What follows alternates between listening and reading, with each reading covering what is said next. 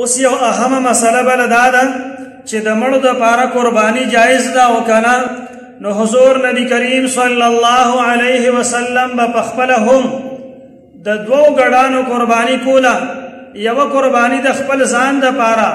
او دویمه قرباني د خپل امتیانو دپاره.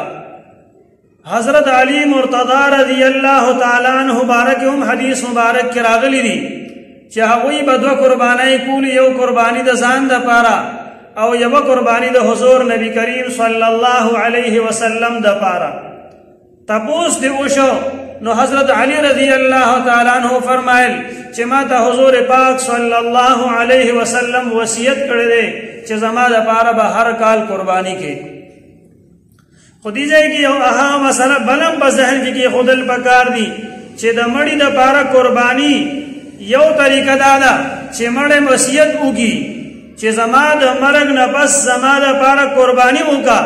او د دې مړي مالم باقي وي، ورثه او ترکه موجود وي. نو اوس چې کله د دپاره دا ورثه قرباني وکړي، نو دغه قربانۍ ټوله غوښه دا به صرف غریبانانو له ورکوي، هغه چاله به ورکوي چې په چا باندې زکات کیږي. دغه غوښه نه دا مالک په خپله استعمالولی شي او نه یو مالدار له لیږلی شي. اوس په دې کې بیا دویم صورت یو بل هم دی چې میت مړي څه وصیت نه دی کړی او د خپل پلار دپاره قرباني وکړه، مور دپاره قرباني وکړه، رور او خور دپاره، نیا نیکه دپاره، لور یا زوی دپاره قرباني وکړه، یا بل د مؤمن مسلمان دپاره قرباني وکړه، عام طور خلق کوي. نو اوس د دغه غوښې حکم دا دی چې دا خپلم خوړی شي،